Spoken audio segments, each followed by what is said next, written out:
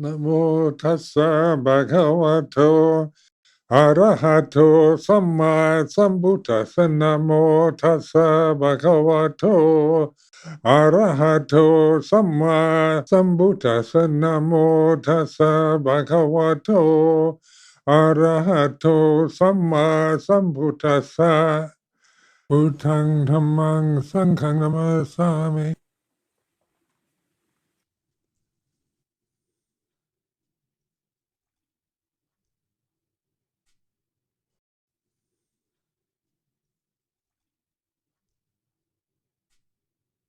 So this is a very special day for all of us, at the end of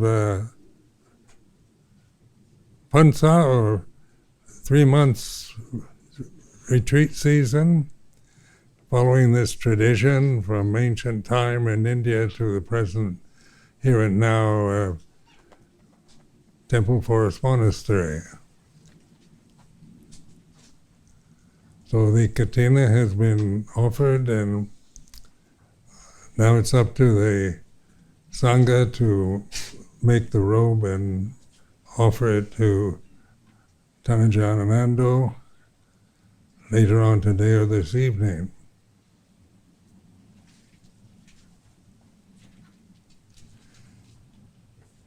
So it's quite a wonderful experience to be able to participate here in this monastery. I've been spending the past 6 months traveling to the West Coast to visit Ajahn Sumedho in Tisarna in Ontario, and he took me on a marvelous tour of Newfoundland for about 10-day motoring retreat, and then I came here and entered the second Pansa here at Temple Forest Monastery. So this is my 56th Pansa, and it just seems like my life as a Buddhist monk has passed by very quickly, because 56 years to all of us is quite a long time, but in the Sangha, time goes by very quickly because it's really a timeless reality that we're experiencing. So when we take refuge in Buddha, Dhamma, Sangha, for many of us who weren't born into Buddhist families or Buddhist countries or societies, Buddha, Dhamma, Sangha are foreign words to us. And so we adopt them, we put them into our own languages, and but then the reality of Buddha, Dhamma, Sangha begins to sink in as we meditate following the excellent wise teachings of the Lord Buddha. And those teachings point to the reality of Buddha, Dhamma, Sangha, not as just ceremonial foreign words, Pali words, ancient words from India, but also the reality of what Buddha, Dhamma, Sangha really is. So when you practice the teachings of the Lord Buddha to realize the Dhamma, at first it was just a new word that we used and translated as ultimate reality, absolute reality, which in English are rather abstract words. We take refuge in abstract reality, and what do we mean by that? What is absolute reality? And so in the teaching of the Buddha is this reflective teaching, investigating the experiences that we have as individual human beings in our own experience of life, and reflecting on it, putting it into the context of the realities of the changing conditions that we tend to identify with. So the basic delusion is the identity with the physical body. because this is what we regard as our reality. We experience life, we experience time through this form, through this sensual form that we cling to and identify with, but we don't understand it. And so in the Buddhist teaching, it's teaching pointing to not just telling you what you are, or a system of beliefs that you adopt if you're a Buddhist, but really practicing what we call meditation or bhavana to realize for yourself. So it's no longer a belief or a ceremonial tradition, but the reality of Dhamma here and now. And then the word Buddha is Buddhas, you can make Buddha rupas, Buddha forms. They have forms like the Buddha rupa on the shrine here is a form, a human form, a male form that symbolizes Buddha. But when we take refuge in Buddha, do we take refuge in Buddha rupas or some abstract idea of Buddha or the historical Buddha of ancient India? Or what is the reality of Buddha here and now? And that is awareness, our ability as human individuals to be aware of the present reality and experience that we're having at this very moment. And the experiences that we have through these forms, through the senses, are all about change. So the ceremony began, and now the ceremonial part has ended. The Katina cloth has been received, and so that's the end of the ceremony. But the experience of offering the cloth is now a memory. The reality of here and now is like this, and the future is monks will spend the afternoon making a robe to offer to Tanajan and Ando, and therefore that's what we imagine right now. We imagine that's going to happen. So the future is imagination. Like, for example, when I finish speaking and it's time to go, then everybody gets up and leaves and returns to their homes, their residences. But right now, that very image of returning to our homes is an image we create in the present moment. So we experience imagination. It's like this, and imagination is very impermanent. But how we see the real world is the real world of imagination and memories. And the enlightenment, the reality of here and now, is always investigating with our Bhutto, our Buddha ability to investigate and pay attention to the way it is. And the Buddhist teachings are teachings which are always directional signs. They're not doctrinal positions. So Buddhism, one of the attractive things about Buddhism to a Western mindset is that it's not doctrinal. You're not asked to believe in anything. But the forms that we use are conventional forms that have been carried on from ancient India to Thailand to present-day United States.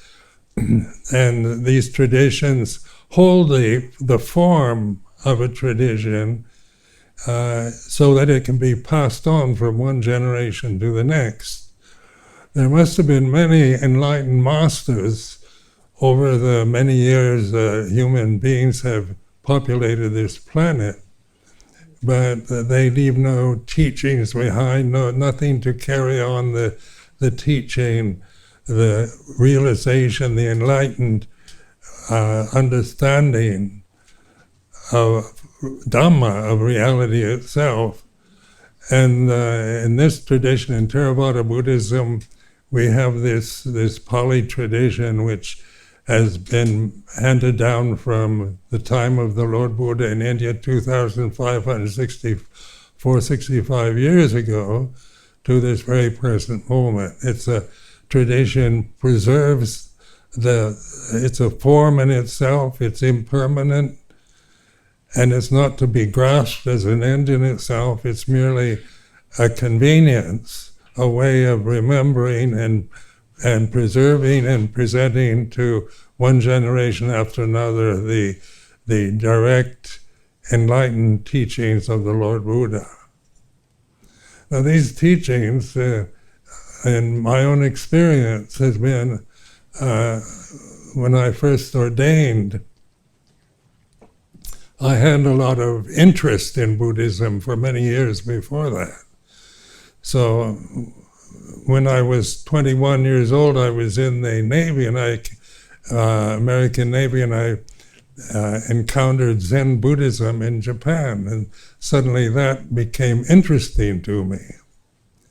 So it was a beginning of faith, just that kind of initial intellectual interest in Buddhism began at the age of 21. So that, because I was interested, we can call that a beginning of saddha, or faith, or confidence in something, because when we are interested in something, we pursue it further.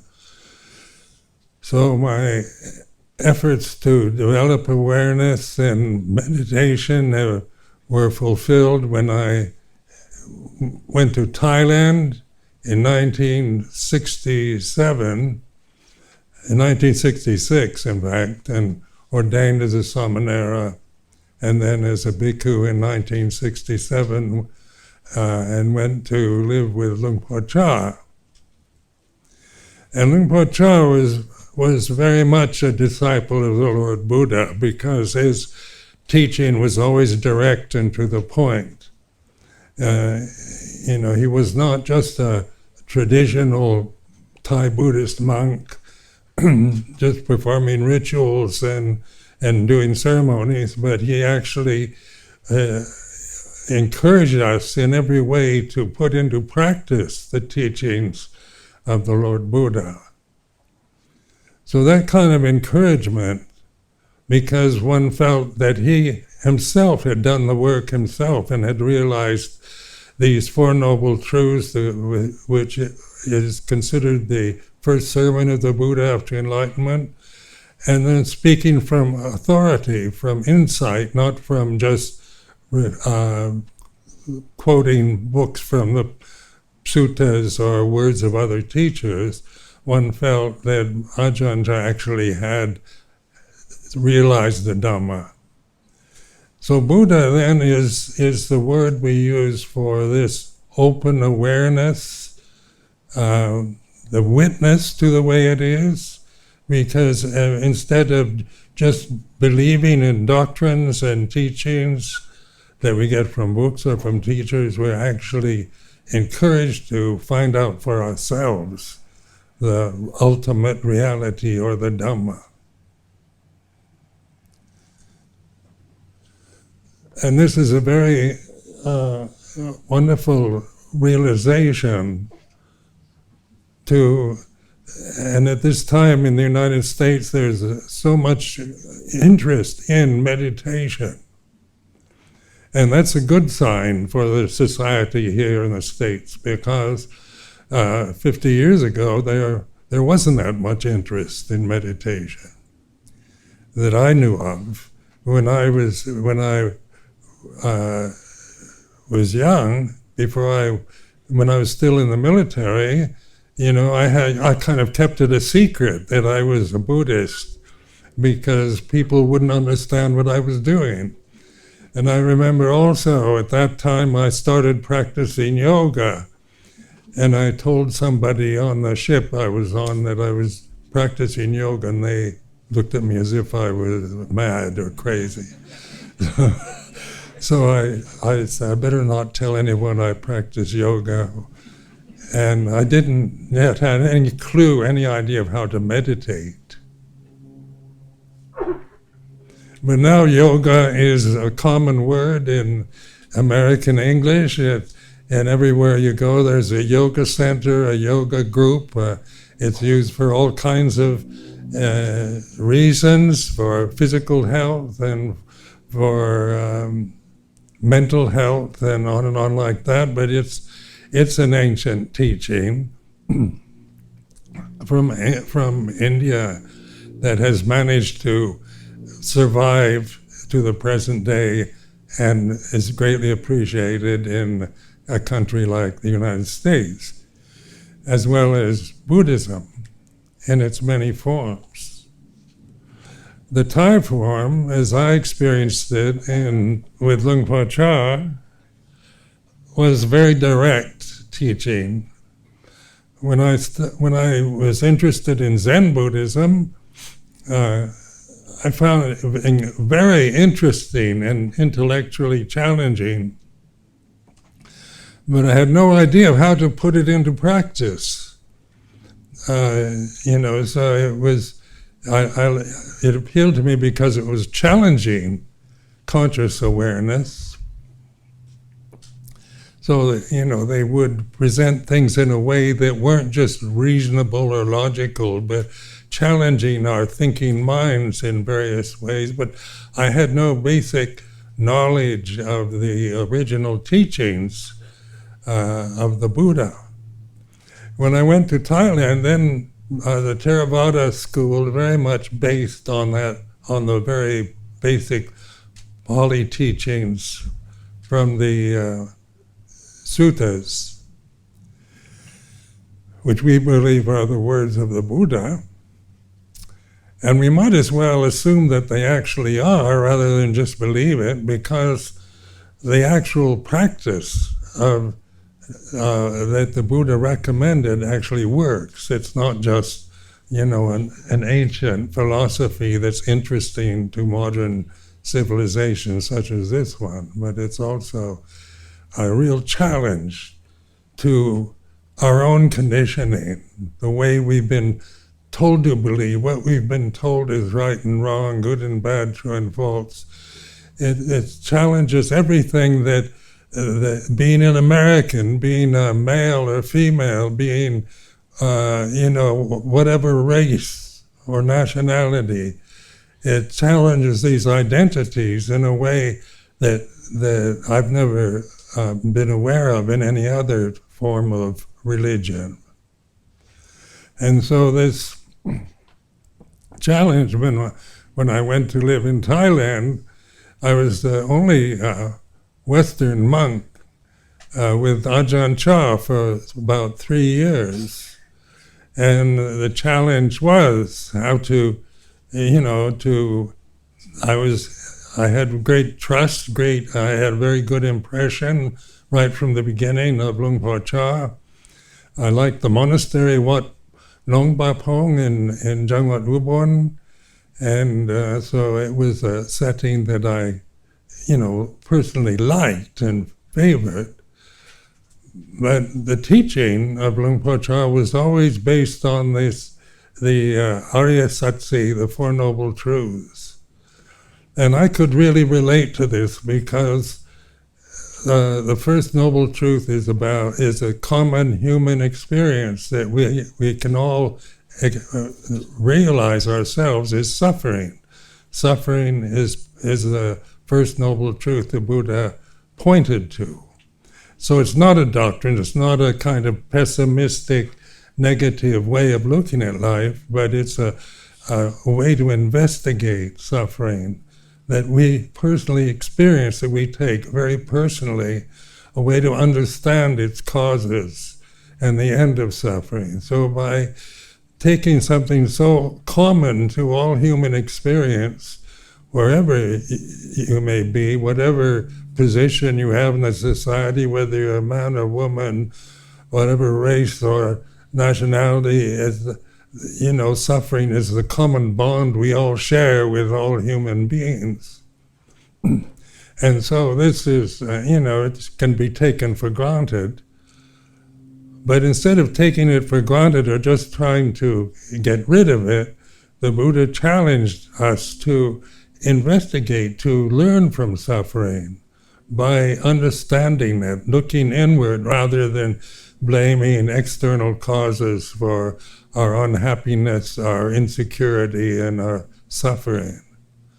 So that investigation is what is in Pali words is called bhavana.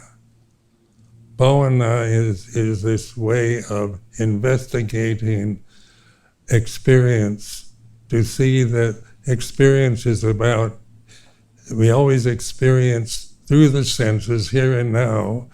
The future we don't experience, we imagine it. The past, we don't experience the past, we remember it, but the present moment is like this, and so suddenly we have this sense of being alive, being here and now, and we, instead of distracting ourselves with memories of the past or plans for the future, we actually open to and rest in awareness here and now to realize ultimate reality or realize the Dhamma ourselves.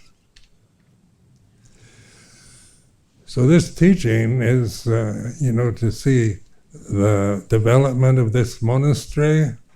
When Ajahn Janto and Ajahn Nanando came here, it was an experiment, just like when I went to, when Luang Por Chah sent me off to the village of Bung Wai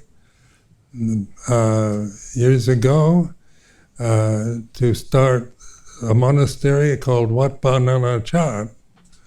And so, I didn't have any experience of being an Ajahn. I had only 8 years, 8 pansas, and suddenly here I was in a position in a charnel ground outside the village of Ban Bung Wai, and with about 4 or 5 other Western monks, and but I'd had enough experience, I had enough confidence in the path of the Buddha, I was very confident in that kind of knowledge, but in terms of personal confidence, I didn't have much. I didn't know, I'd never been in such a position like that before, and I didn't really want to be there. I had no idea, no desire to become a teacher or an abbot of a monastery. But because Luang Por Chah asked me to do that, I decided I would do whatever he asked me to do. Then going to England in 1977, going to a non-Buddhist society, and to a country you've never lived in before, and starting out, we spent the first 2 years in London, in a big city, after 10 years in the forests in northeast Thailand. Suddenly you're in this huge international city, and you don't know what's going to happen. But confidence in the basic teaching, I've never lost that.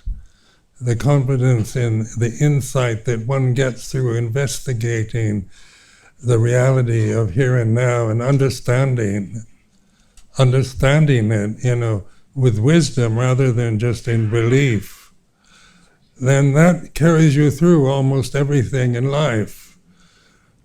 So in the development of monasteries in England, here, and the monasteries in America and other countries has been quite a wonderful realization that how, when I first realized I was going to live in the UK, I had grave doubts whether I could live according to the rules, the Vinaya precepts that were established, which are much more easy to keep in a Buddhist country like Thailand. I thought, how can I live in London without money as an alms mendicant? I don't know any Buddhists in London, and I don't see how I can just keep these strict rules in the way we do in Thailand in a non-Buddhist country.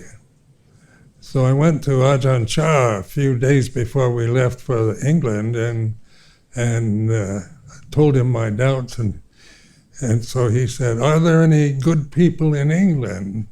So I said, "Well, I'm sure there are." And he said, "Well, go." So he was saying just the human nature itself, this generosity like seen today, everybody coming from other places, distant places, for this occasion to support the endeavors of the monks here at the Temple Forest Monastery.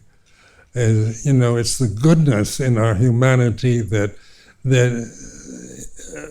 urges us to come to events like this and support creating this place, this center for reflection on Dhamma and for developing a sense of personal understanding of ultimate reality, or really taking refuge in the Dhamma.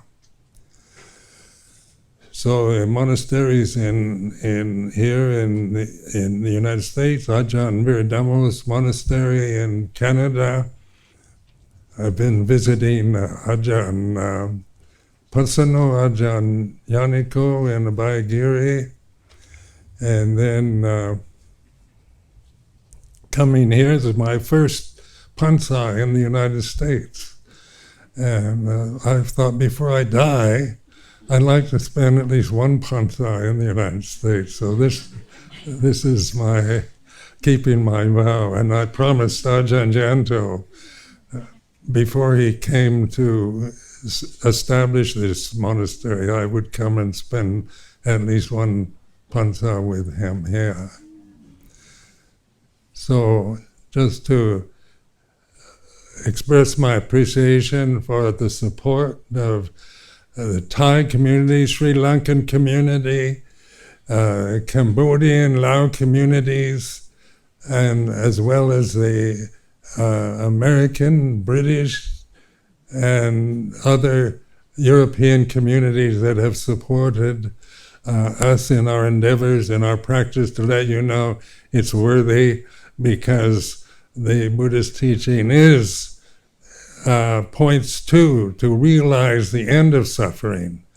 Life is not about suffering as some kind of dismal philosophical approach, but it points to suffering as a first noble truth to be understood. That understand takes us to the end of suffering. So I offer this for today's reflection.